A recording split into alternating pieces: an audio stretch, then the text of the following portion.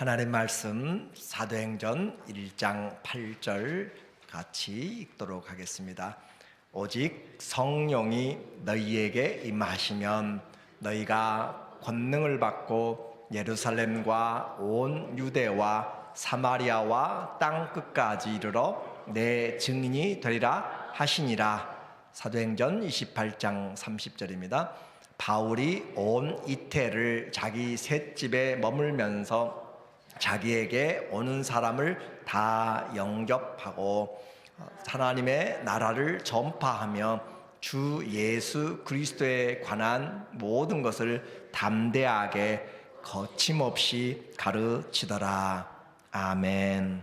오늘은 사도행전 결론으로 성령의 사람이란 주제로 말씀을 나누도록 하겠습니다. 이 사도행전 70여 차례 수요일마다 하나님의 말씀을 강해를 하고 오늘 1년 반 정도 돼서 결론을 내리는데, 결론을 내리는 자리에 계신 분들 참 축하드리고 주의 은혜가 넘치기를 원합니다. 결론은 참 중요한 것이 그렇죠. 그리고 결론을 잘 내려야 우리가 아는 것이 되니까. 자, 오늘 성경은 목적을 가지고 있습니다. 성경은 뭘 가지고 있다고요? 목적을 가지고 있다라고 했어요. 어떤 목적을 가지고 있는가 보니까 요한복음 5장 39절에 말하기를 너희가 성경에서 영생을 얻는 줄 생각하고, 성경에서 영생을 우리에게 보여주고 또 길을 열어주는 거죠. 성경을 연구하거니와, 자, 성경 공부 열심히 해야 돼요. 그래야 다른 길로 가지 않고 속아 넘어가지 않고 그래요. 성경 그냥 있는 대로만이 아니라 이것이 무슨 의미인지를 우리가 질문을 해야 되고, 그래서 성경에 대해서는 여러분이 자꾸 신경을 써야 돼요. 성경을 연구하거니와, 베드로전서 1장에도 선지자들이 이 말씀을 알기 위해서 부지런히 연구했다라고 그렇게 이야기해요. 그래서 성경을 연구하거니와, 이 성경이 곧 누구에 대해서 증언해요? 예수님에 대해서 증언하는 것이라. 이것이 우리의 성경에 보는 첫 번째 가장 중요한 퍼스펙티브, 관점이에요. 하나님이 성경을 볼 때 어떻게 볼 것인가? 과학을 볼 것인가? 의술을 볼 것인가? 천지창조를 볼 것인가? 아니요, 예수 그리스도를 보도록 그렇게 모든 창조를 하셨고 모든 문들을 열어주셨어요. 그러니까 성경을 보면 누구를 봐야 돼요? 예수님을 볼 수 있도록 그렇게 하는 것이 올바른 질문이고 올바른 초점이고 그렇다 이 말이에요. 그래서 성경은 많이 읽었다고 하는데 성경에서 예수님을 몰라요. 그런 사람 얼마나 많아요. 어떤 분들은 성경을 정말 많이 읽었고 하는데 예수님 몰라요. 그건 잘못 본 것이고 하나님 앞에 올바로 배운 것이 아니다. 자, 여러분이 성경을 볼 때 이 말씀은 예수님의 사역에 어떤 관계가 되는가, 그것이 바로 우리가 말하는 구속사적인 성경 접근이다 라고 그렇게 이야기해요. 자, 그래서 이 영생을 성경은 목적을 가지고 있고 그 목적을 이루기 위해서 누구를? 예수님을 우리에게 주셨다라는 것이죠. 그래서 영생은 곧 유일하신 참 하나님과 그가 보내신 자 예수 그리스도를 아는 것이 바로 영생입니다. 우리에게 영원히 사는 것, 예수님과 연합되면 영원히 사는 것이에요. 그래서 이 말씀을 통하여서 우리는 성경의 전체적인 목적을 보았고, 이제 이 사복음서를 통하여서 이와 같이 예수님의 오심과 세례와 또 복음 전파와 죽으심, 부활까지 우리에게 말씀했는데, 그 복음서를 지나서 사복음서를 지나서 이 사도행전은 우리에게 그 부활하신 예수님이 어디로 가셨죠? 승천하시고 하늘에 올라가셨어요. 자, 하늘에 올라가신 것이 바로 이 사도행전 1장에 나타나고 있어요. 그러면 승천하신 예수, 우리는 이 땅에서 사역하신 예수님에 대해서는 잘 알아요. 그렇죠? 사역하신 예수님 갈릴리로 또 베다니로 다 다니시면서 복음 전했는데, 승천하신 하늘에 오르신 예수님 뭐하고 계시는가? 그것에 대해서는 우리가 잘 모르기 때문에 예수님에 대해서 다스리심을 잘 놓칠 수가 있어요.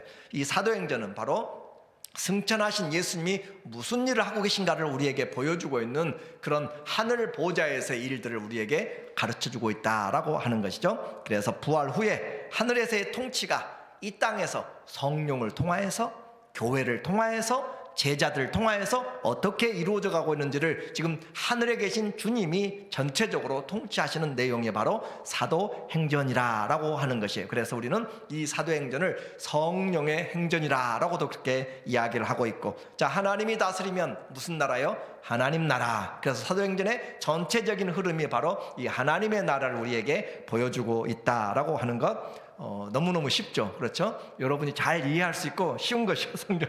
자, 그래서 우리는 하나님의 나라를 지금 어디서, 하나님이, 예수님이 하늘에서 하는 이야기를 성령을 통해서, 교회를 통해서, 또 제자들 통해서, 자, 사도행전 1장 3절에 주님이 우리에게 말씀하신 내용이 있어요. 사도행전 1장 3절에 보니까 사도행전 1장 3절 제가 안 써놨는가 봐요. 그가 곧 받으신 후에, 고난 받으신 후에 또한 그들에게 확실한 많은 증거로 친히 살아계심을 나타내사 40일 동안 그들에게 보이시며 무슨 말을 하세요? 하나님 나라의 일을 말씀하시니라. 자, 예수님 오셔가지고 성령으로 하나님 나라를 일하셨고 나타내셨고 그러시고, 그리고 승천하셔서도 여전히 사도행전 1장부터 28장까지 바울의 메시지를 보니까 28장 31절에 하나님 나라를 전파하며, 자, 예수님도 누구를 전했어요? 뭘 전했어요? 하나님 나라를 전했고, 제자들도 뭘 전했어요? 하나님 나라를 전했고, 자, 우리도 뭘 전해요? 하나님 나라를 전하는 것이고, 그래서 우리는 이 세상 그냥 잠시 있다가 사라지는 그런 모습의 작은 부분이 아니라 영원토록 통치하시는 예수님의 나라, 하나님 나라를 살아가고 있고 하나님 나라를 전하고 있는 사람들. 그래서 우리는 이 하나님 나라를 전하는 사람들, 하나님 나라를 전파하며 주 예수 그리스도에 관한 모든 것을 담대하게 거침없이 가르치더라. 그렇게 해서 하나님의 나라가 전파되는 것을 지금 말하고 있습니다. 이 땅에서 이 교회는 하나님 나라의 축소판이고 교육장이고 선교의 센터가 바로 이 교회다라고 하는 거죠. 이제 이 어떻게 하나님 나라가 이루어졌어요? 성령으로 인하여서 이루어져가는 내용을 사도행전 1장부터 28장까지 이야기하고 있고, 이 사도행전의 시간적인 것을 보면 예수님이 부활하시고 난 그 시간부터 우리에게, 그래서 AD 30년부터 사도 바울이 감옥에 갇힌 데까지 약 AD 64년까지 약 34년의 행적을 지금 사도행전에서 우리에게 이야기하고 있어요. 2000년 전의 이야기, 그리고 34년 동안의 이야기를 사도행전에서 이야기하고 있다라고 말씀했어요. 자, 하나님 나라는 통치라고 했습니다. 그래서 하나님 나라 생각할 때 다스림을 우리가 생각해야 되고, 하나님이 지금 나를 다스리고 있으면 내가 하나님 나라고 여러분이 하나님 나라, 하나님의 나라는 바로 너희 가운데 있느니라. 예수님이 주님이 되면 내게 천국이 지금 이루어지고 있는 것이에요. 그렇게 해서 구약에서는 하나님이 우리에게 선지자를 통하여서 하나님 나라를 이야기했고, 신약에서는 이 예수님을 통하여서 우리에게 하나님 나라를 이야기하고 있고, 그리고 구약은 전부 다 오실 메시아 예수님에 대해서 우리에게 이야기하고, 예수님이 이 땅에 사시면서 이제 다시 오실 또 다른 보혜사 누구죠? 성령에 대해서 자꾸 우리를 맡겨요. 그리고 그 성령을 통하여서 우리에게 주의 나라가 임하는 것. 그러므로 이 성령을 기다리도록, 자, 구약의 성경은 하나님께서 선지자를 통해서 누굴 기다리게 만들었어요? 예수님을, 메시아를 기다리게 만들었어요. 예수님의 그렇게 때가 참에 예수님이 나타나셔서 이제는 그 예수님 또 누구를 기다리게 하시는가? 성령을 기다리게 만드세요. 1장 4절에 보면, 사도행전 1장 4절 말씀에 보니까 사도와 같이 함께 모이사 그들에게 분부하여 이르시되 예루살렘을 떠나지 말고 내게서 들은 바 아버지께서 약속하신 것을 기다리라. 아버지께서 약속하신 것을 기다리라고 예수님이 이야기하고 계세요. 그러므로 그 약속하신 것을 기다리는 것이고, 5절 요한은 물로 세례를 베풀었으나 너희는 몇 날이 못되어 성령으로 세례를 받으리라 하셨느니라. 그래서 예수님이 우리를 자꾸 누구에게 맡기냐면 성령에게. 자, 하나님은 누구에게 맡겼어요? 메시아 예수님에게 맡기셨고, 메시아 예수님은 우리를 이제 영으로 영원히 함께 계시는 성령에게 맡긴단 말이에요. 성령에게. 그래서 오직 성령이 너희에게 임하시면 너희가 권능을 받고 예루살렘과 온 유대와 사마리아와 땅끝까지로 내 증인이 되리라. 그래서 이 말씀이 너무너무 중요해요. 이 말이 왜 중요한가? 성경 전체를 아우르는 말인데 여러분 정말 복 받았으면 너다지라고 이렇게 해야 돼요.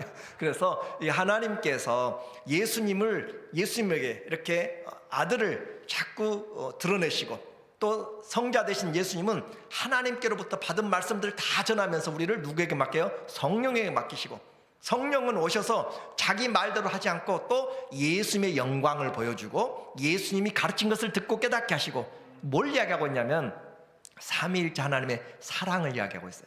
삼위일체 하나님의 사랑 안에서 얼마나 하나가 되었는가를. 그래서 그 하나님은 예수님을, 예수님은 하나님을, 예수님은 또 성령님을, 성령님은 예수님을, 성령님은 하나님을, 이렇게 삼위일체 하나로 예수님의 마지막 대중보적인 기도가 요한복음 17장 그랬잖아요. 우리가 아버지 안에서 하나가 된 것 같이 저희도 우리와 같이 하나가 되게 하여 주시옵소서. 어떻게 하나 돼요? 사랑으로 하나, 사랑으로. 그래서 성부, 성자, 성령의 사랑으로, 사랑 안으로 우리를 초대하신 것이 바로 예수님의 그 사랑이었기 때문에, 그래서 이제 성령이, 약속하신 성령이 우리에게 오셔서 예수님의 증인되도록, 성령이 오셨으면 성령의 증인되는데 성령이 예수님의 증인으로 우리를 만들어 나가신 거예요. 그러니까 자, 내가 예수 믿는다라고 하면 나는 살지 않고 예수님이 살아야 되는 것이고, 나는 살지 않고 하나님 나라가, 내 나라가 아니라 하나님 나라가 임해야 되고, 성령이 왕이 되셔서 다스리는 것이 올바른 신앙입니다.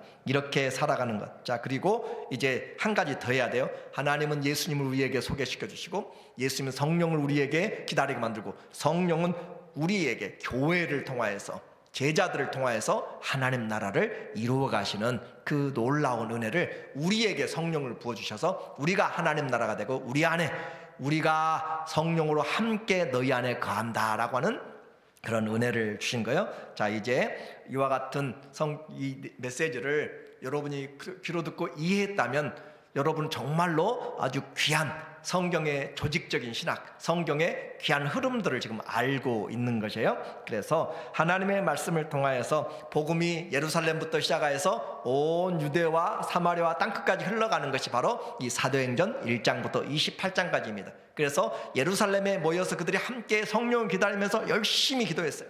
제자들이 모여서 정말로 열심히 기도하면서 마지막 28장 끝날 때는 이 복음이 어디서 전파되고 있어요? 로마에서. 그렇죠, 로마에서. 그래서 예루살렘에서 시작했던 이 복음이 28장까지 가면서 로마까지 흘러가는 그 하나님의 역사를 우리에게 지금 증거해주고 있어요. 그래서 매일 그들이 모여서 예루살렘에서 성령을 받고 증거하면서 핍박이 따라와요. 그럼에도 불구하고 기도하고, 교회는 모이면 기도하고 흩어지면 전도하고 하는 것으로, 그렇게 2장 42절에 보니까 그들이 사도의 가르침을 받아 서로 교제하고 떡을 떼며 오로지 기도하기를 힘쓰니라. 교회는 뭐 하는 곳인가? 하나님의 말씀을 가르침 받는 것이에요. 교회 와서 먹고 마시는 것으로 끝나면 안 돼요. 중요해요. 그러나 거기에 멈추면 안 되고, 하나님의 말씀을 받음으로, 영의 양식을 받음으로 우리의 육적인 생활을 어떻게 할 것인가를 잘 기초를 세우는 것이에요. 그래서 학교 가면 선생님 말씀 잘 들어가는 것처럼 교회 오면 하나님 말씀을 잘 들어야 되는 거예요. 하나님 말씀을 잘 배워야 그 가르침을 받고 서로 교제하고 떡을 떼면서 오로지 기도에 힘쓰니라. 서로 신령한 기도. 그래서 보고 인사만 하지 말고, 내가 보았어, 이번 주에 내가 저분을 위해서 한 번도 기도하지 않았으면 저분을 위해서 기도할 수 있는 기회가 바로 식사하면서, 교제하면서, 그렇게 우리가 서로 사랑하는 것. 그러니까 밥만 먹고 악수만 하고 인사만 하는 것이 아니라 서로 기도의 동역자, 말씀의 동역자, 사랑의 동역자. 그래서 우리는 이 교회를 생명, 믿음의 공동체라고 그렇게 이야기하는 거예요. 우리가 못하니까 누가 해요? 신천지가 하고 이단들이 하고 그러잖아요. 자기들이 따로 집을 짓고 따로 산에서 따로 건물 짓고 살면서, 그렇게 그와 같이 우리의 올바른 것도 우리가 하지 못할 때, 그래서 날마다 마음을 같이하여 성전에 모이기를 힘쓰고 집에서 떡을 떼며 기쁨과 순전한 마음으로 음식을 먹고 하나님을 찬미하며 또 온 백성에게 칭송을 받으니 주께서 구원받는 사람을 날마다 더하게 하시니라. 자, 교회의 부흥은 우리가 행복하면 돼요. 우리가 감사하고 우리가 사랑하고 우리가 마음을 열면 누구든지 오고 싶어요. 그렇죠? 우리 모임 가니까 너무너무 즐겁더라, 행복하더라, 감사하더라. 그러면 다른 사람도 오게 돼요. 그래서 그와 같은 것이 전도인데, 아이고 저 모임 가면은 신경 쓰이고 스트레스 받고 불안하고 언제 무슨 일이 벌어질지 불안하고 하면은 갈 수가 없는 것이에요. 그러므로 교회에 전도 그리고 우리가 행복하도록, 우리 교회 전체 행복이 그렇잖아요. 예수님으로 행복한 교회. 많은 어려움이 있어요. 문제 없는 사람 누가 있어요? 저도 있고 여러분도 다 있잖아요. 그런데 예수님 때문에 일어설 수 있는 것이고 예수님 때문에 용서할 수 있는 거잖아요. 여러분 배우는 것과 이제까지 살아온 배경이 다 달라요. 그렇죠? 성격도 다르고 집안도 다르고 혈액형도 다 다른데 그걸 어떻게 해요? 예수님 안에서 하나 돼야지. 내 뜻대로 맞추려고 하면 절대 안 되잖아요. 그래서 예수님으로 하나 되면 할 수 있지만 내게 맞추라고 하면 아무도 못 맞추는 거예요. 우리는 나는 죽고 그리스도가 살아가도록 내가 더 죽고 성도들이 하나 될 수 있다면 그것이 영광이고 하나님의 은혜가 있는 것. 자, 그래서 이들이 이렇게 사랑하면 자랑하고 싶은 것이에요. 자랑하고 싶어요. 가족이 적게 모여도 사랑해야 되고 많이 모여도 사랑해야 되고, 그렇죠? 사랑 있는 곳, 그곳이 바로 교회고 하나님의 나라. 우리는 정말 전도하기 힘든 시대입니다. 말씀 전하기 힘들고 교회는 많이 있다고 해요. 그런데 교회마다 어떻게 해요? 사랑이 없다라고 해요. 사랑이 얼마나 기가 막힌 일이에요. 교회는 사랑이고 십자가의 피로 세워졌는데 교회마다 사랑이 없어서 힘들고 사랑 찾아서 돌아다니고, 오늘 우리의 신앙 뭔가가 잘못돼도 정말 잘못된 거잖아요. 주 안에서 나는 어떤 사랑으로 하고 있는가라고 그렇게 말씀하고 있는 거예요. 모여서 함께 그렇게 참여하고 마음을 다하고 하니까 주님이 더해 주시고, 저 교회로 내가 사람들을 영혼을 구원받도록 그렇게 그들이 양육받도록 보내주시는 것. 그러므로 우리는 이와 같은 사랑의 증인들 돼야 되고 은혜의 증인들이 돼야 될 줄로 믿습니다. 자, 모이면 함께 사랑하고 흩어지는 그런 교회들, 이렇게 열심히 하니까 사단이 보기 싫잖아요. 그러니까 핍박을 하게 돼, 핍박을. 그리고 우리 안에만 있으면 안 되고 이 복음은 이 사랑 가지고 흘러가야 되는 것이고, 그래서 핍박이 8장부터 나타나기 시작한 거예요. 예루살렘까지 그렇게 복음이 전해지니까 핍박이 나게 되고, 그 사도만 제외하고 나머지 사람들이 다 흩어져 가서 저 안디옥으로, 그렇게 기띔성으로, 그렇게 구브로로 흩어져 가면서 거기서도 복음을 전하더라. 자, 핍박받으면 재산도 놓고 와야 되고 사람도 잃어버리고 감옥에 가고 헤어지고 고향을 떠나서 새로운 사업을 하려면 얼마나 힘들어요. 이민 가서. 그런데도 거기서 흩어진 그들이 그리스도의 복음을 전하더라 라고 그렇게 이야기하고 있어요. 우리의 신앙은 어디를 가든지 무엇을 하든지 우리에게 계신 예수님이 가장 먼저라는 사실들을 자꾸 우리에게 보게 만들어요. 그렇게 해서 복음을 가지고 이제 베드로에서 바울로 점점 바꿔지게 됩니다. 자, 그러면서 새로운 이 이방인을 향하여서 이제 유대를 넘어가게 되었고, 그리고 세계를 향하여서 복음이 증거되는 과정에 왔어요. 그 복음에 전개되는 과정에서 바울의 제1차 전도 여행을 보게 되면 바울이 바로 이 안디옥에서 하나님의 말씀을 배우고 가르치고, 그러면서 이곳에서 사도행전 10장, 13장에서 하나님이 복음을 위하여서 선교를 위하여서 따로 세워서 기도하게 만들고 선교하도록 파송을 하게 됩니다. 그래서 제1차 바울의 선교가 바울과 신라를 중심으로 바나바를 중심으로 이렇게 가게 돼요. 그래서 이 구브로 서름을 지나서 가로질러서 C자 형태로 우리가 볼 수 있는, 영어로 한다면은 거꾸로 된 C자 형태로 올라가서 무라성에 이르고 버가에, 그리고 안디옥에, 여기는 비시디 안디옥이고 여기는 시리아 안디옥이에요. 비시디 안디옥을 지나서 루스트라에서 더베까지 가서 다시 그곳에서 돌아오고 이렇게 돌아오는 이 기간, 그래서 사도행전 13장부터 14장까지, 그리고 그 기간은 46년부터 약 48년경에 복음을 전하러 그렇게 바울이 그렇게 갔어요. 가는 곳 두 번째 와서 이제 가만히 있다가 우리가 한번 전도했는데 그곳이 어떻게 되었는가 보자 라고 해가지고 그들은 제2차 전도 여행의 계획을 세웁니다. 또다시 이 안디옥 교회에서 출발하게 되는데, 이때는 이 바울과 바나바가 서로 다투었어요. 사람 문제입니다. 마가를 어떻게 할 것인가. 바나바는 자기 조카이고 그래서 실수했지만 한번 다시 세워주자 라고 하면서 데리고 가기를 원했고, 바울은 한번 실패했기 때문에 바울은 어떻게 보면은 처음에는 그런 목적 지향주의였어요. 그러나 점점 사람으로 바꿔지게 되는 거죠.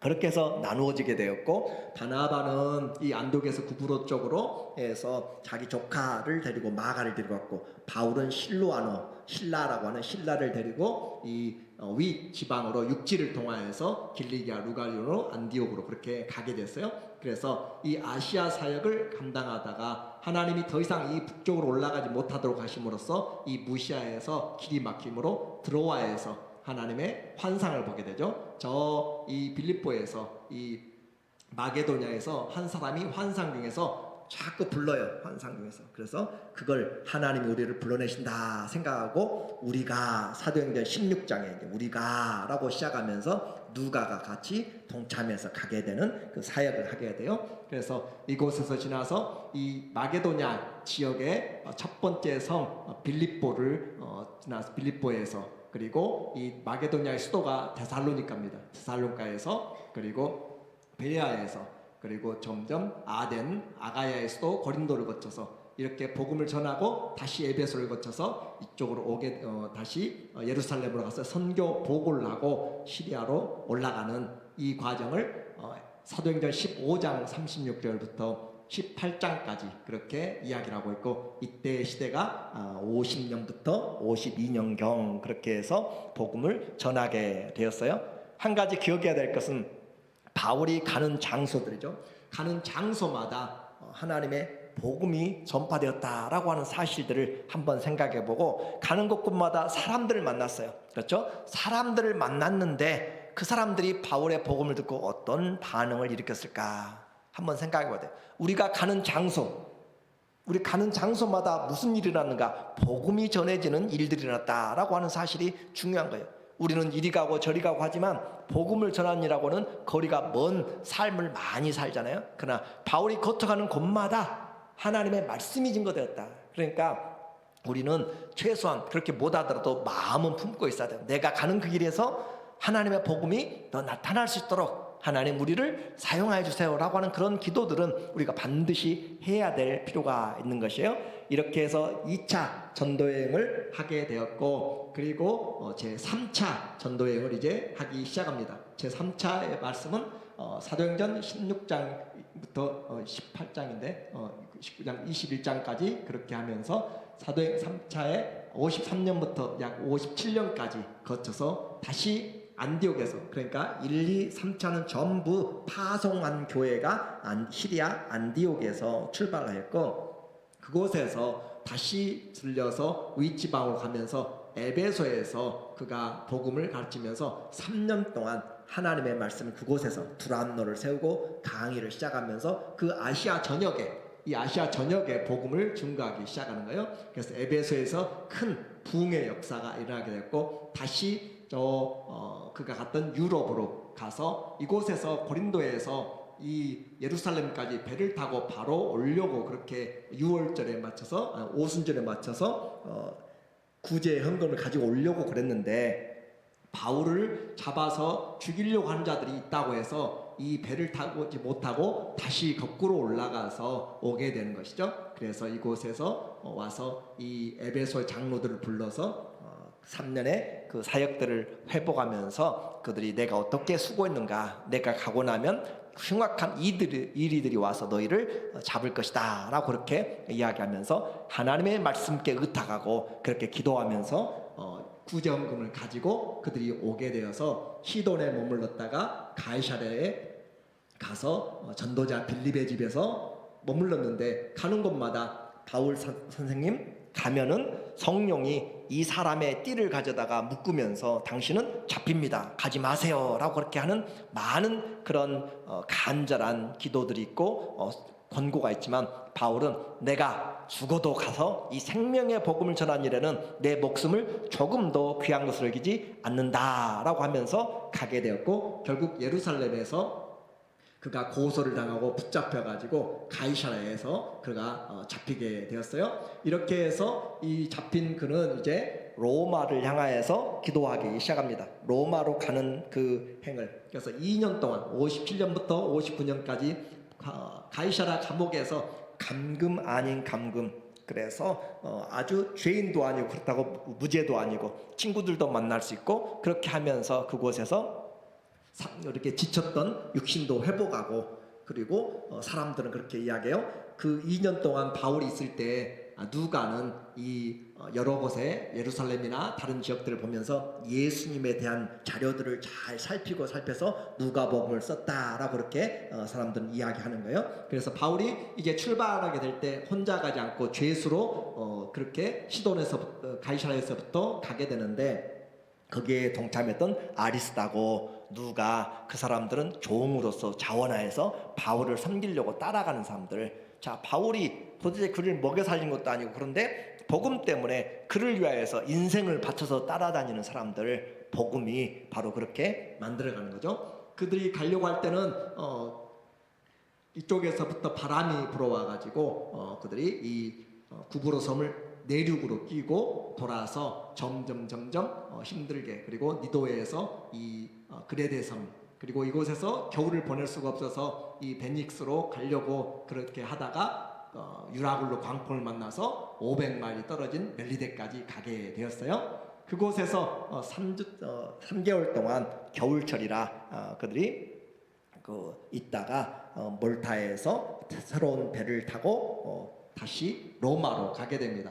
로마 시실리아를 거쳐서 레기온으로 가서, 그리고 로마까지 그렇게 가게 되는데, 이때가 62년에 감옥에 gat혀서 셋집에서 2년 동안 하나님의 복음을 증거했다라고 하는 것이죠. 그리고 이때 이 62년의 경이기 때문에 바울이 여기서 다시 한번 풀려나서, 그리고 그가 전도여행을 했을 거라고 추정을 하는 그 내용들이 많이 있어요. 왜냐하면 디모데를 그레데 섬에 내려놨다라고 디모데에서 이야기하고 있고, 또 에베소에는 사랑하는 디모데를 그러니까 여기는 그레데는 디도를 목회자로 세워놓고 장로들 세우도록, 그리고 에베소에는 디모데를 그렇게 세워서 자기 후임의 사역을 하도록 그렇게 했던 것들을 보게 되고, 그리고 이 바울이 원했던 것은 로마에서 끝에 있는 스페인까지, 서바나까지 가서 복음을 전하기를 그렇게 원했기 때문에 이와 같은 시기, 그리고 바울이 아직 62년이기 때문에 바울이 마지막 순교당한 때가 66년이나 67년이기 때문에 3, 4년의 시간이 있다라는 것을 통하여서 바울이 마지막 순회 선교를 갔을 것이라 그렇게 추정하는 이 내용이에요. 그래서 바울이 로마에서 스페인으로, 그리고 제자들을 그곳에 그레데나 에베소에 두고, 그리고 드로아에서 그가 붙잡혀서 에베소에서 재판을 받고 그가 로마의 감옥에 이송되었는데, 그곳에서 추우니까 갑자기 드로아에서 잡혀서 드로아 가보집에 놔둔 그 겉옷을 가지고 오고 가죽 종이에 쓴 것을 가지고 오라라고 하면서 그 로마에서 마지막 68년경에 로마 마메르틴의 감옥에서 순교했다라고 하는 거죠. 그래서 이와 같은 이 내용을 사도행전은 28장에서 이하에서 침묵하고 있어요. 그러나 우리는 사도행전이 계속적으로 확장되는 복음을 우리에게 말하고 있기 때문에 이와 같은 기록이 되어지지 않았을까. 자, 오늘 이제 결론적으로 우리는 이제 볼 수 있는 것이 성령의 증인입니다. 바울과 제자들이 말씀에 붙잡혀서 예수가 그리스도심을 전하는 것, 그들의 모든 일의 역사요, 예수가 그리스도이심, 그리고 그 그리스도이심을 전하는 데 있어서 생명도 조금도 아까운 것으로 여기지 않았다. 자, 우리에게는 이제 말씀을 들으면서 내 중심에 무엇이 가장 차 있는가, 내 안에 가득 차 있는 것이 무엇인가 라는 것, 예수님 외에는 자꾸 비워내야 돼요. 예수님 외에는 커지는 것들을 자꾸 놓아야 돼요. 예수님보다 더 커지면 그것이 뭐라고요? 우상이 되는, 그것이 주인 되는 것이고, 그래서 예수님 외에는 자꾸 내려놓는 훈련이 우리에게 경건의 훈련이고 말씀의 거울 앞에 서는 것이에요.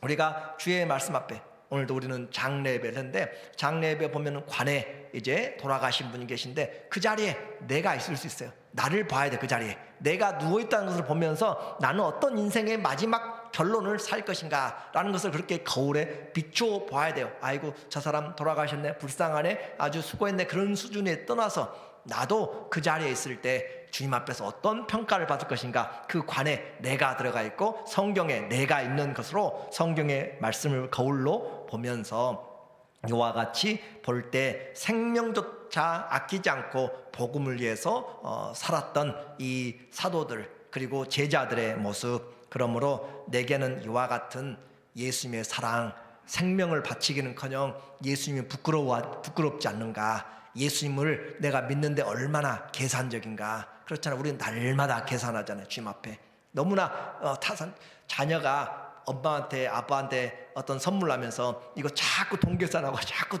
잘 자란 거 소금 하나만 사오라고, 설탕 하나만 사오고 뭐 하나만 사오라고 해도 자꾸 돈 계산하면은 부모의 사랑은 거기서 더 이상 발전하지 않는 것이에요. 하나님 앞에 우리의 마음을 들여서 생명까지는 못하더라도 자꾸 주님 사랑합니다, 나의 욕심들을 내려주시고 주님 사랑하도록 그렇게 하는 것이 우리의 신앙이죠. 그런데 누가는 이 누가복음과 이 사도행전의 저자잖아요. 그런데 이 하나님 나라를 증거하는 데서도 강조하는 것들이 있습니다. 성령과 기도였어요. 기도하는 사람들, 성령으로 기도하는 사람들이 성령을 받고, 성령으로 받은 사람들이 또 기도하니까 성령 충만하고, 그렇게 하면서 기도와 성령을 아주 강조해요. 그러므로 그렇게 우리가 함께 모여서 기도함에 모인 곳이 진동하더니 저희가 다 성령의 충만함을 받고 예수가 그리스도인 것을 증거하더라. 기도하는 사람들, 하나님의 말씀 앞에서 기도하는, 그래서 예수님의 기도의 습관들을 가지고, 또 우리의 사도들이, 교회가 사도들이 잡히면 교회가 열심히 기도했고, 그래서 기도하고 성령이 역사하는 것이 바로 이 누가복음을 통해서 하나님의 나라를 우리에게 보여주고 있습니다. 자, 그러므로 이제 성도의 목적은 예수님 내게서 끝나는 것이 아니에요. 자, 믿음은 내게까지 왔어요. 그렇죠? 넘겨주세요. 믿음은 내게까지 왔어. 그런데 내게서 끝나버리면 안 되고 다시 나를 통해서 예수님이 증거되는 성령의 증인이 돼야 된다. 그래서 믿음 내게까지 왔는데 많은 사람이 거기서 그냥 멈춰버려요. 사해바다처럼. 그러나 그 믿음이 흘러가도록 나를 통해서, 다시 나를 통해서 예수가 증거되는 그런 성령의 증인된 삶. 자, 말씀드렸어요. 바울이 가는 장소들이 엄청나게 많아요. 단순한 장소의 열거가 아니고 그 장소에 가는 곳곳마다 무슨 일이 일어났어요? 예수의 복음이 증거됐다. 예수의 복음. 우리가 발로 밟고 가는 곳마다, 또 우리 사랑하는 우리 최은순 권사님 내일 한국 가는데 가는 곳곳에 특별한 목적을 가지고 가잖아요. 자녀들을 위하여서 하나님의 복음 가는 곳곳마다라고 하는 것처럼 이와 같이 나를 통해서 내게 온 복음, 나를 사랑하신 주님이 나를 통해서 다시 증거되는 것. 자, 이제 사도행전 28장 31절은 끝났습니다. 그러나 우리에게는 또 다른 제자들의 훈련, 제자들의 행전, 사도행전 28장 32절이 있는 것이고, 아니면 사도행전 29장이 있어요. 그걸 어떻게 이제 쓸 것인가 라고 고민해 보면서 사도행전 28장 31절을 그대로 제가 오늘의 저의 사명으로 이렇게 바꿨어요. 제자들이 바울이 이태 동안 2년 동안 로마 셋집에 있으면서 자기에 오는 사람들을 다 영접하고 하나님 나라와 예수 그리스도를 증가되 아무도 막지 못했더라라고 하는 내용을 오늘 우리에게 이제를 각색해 가지고 저와 여러분에게, 제자들이 저와 여러분이에요. 성도들이 남은 때를, 그렇죠? 남은 때를 자기 사는 곳에서, 여러분한테 선교사로 가지 않아요. 지금은 자기 사는 곳에서 누구를 만나는 사람들을 영접하고 하나님 나라를 전파하며 주 예수에 관한 모든 것을 담대하게 전하며 주와 동행하더라 라고 하는 것이 사도행전 마지막의 내용으로 제가 써서 넣은 거죠, 지금 여러분에게. 그러니까 저와 여러분의 삶에 주님이 우리에게 시간이 있어요. 이게 남은 때를, 그렇죠? 우리에게 시간이 있어. 또 장소가 있어요. 내가 지금 있는 곳에서, 그리고 내가 만나는 사람들에게 하나님 나라 뭘 해야 될 것인가. 그냥 날마다 텔레비전만 보면서, 날마다 게임만 하면서, 날마다 그냥 킬링 타임으로 하지 않고 우리에게는 예수님에 대한, 그리고 하나님 나라에 대한 사명이 있기 때문에, 그러면 하나님 나라를 전파하며 주 예수 그리스도에 관한 모든 것을 담대하게 전하며 주님과 함께 주님이 부르실 때까지 동행하는 그런 제자의 행전, 성령의 행전, 교회 행전, 우리 신앙의 열전을 써나가는 그런 사도행전의 결론으로 저와 여러분의 삶이 이렇게 쓰여지기를 예수님의 이름으로 간절히 축원합니다. 아멘. 하나님 아버지, 사도행전의 그 은혜들을 짧은 시간에 다시 한번 돌아보면서 주님, 내 안에 주님은 얼마나 존귀한지요, 내 안에 주님은 얼마나 커졌는지, 주님 사랑 내 안에 심어지게 하시고 내게서부터 다시 흘러가도록 은혜를 베풀어 주시옵소서. 성령의 역사, 기도하는 사람들 되게 하시고 성령의 사람 되게 하시고 예수님의 증인 되어서 끝까지 주님 부르실 때까지 주와 동행하도록 축복하여 주시옵소서. 예수님의 이름으로 기도합니다. 아멘.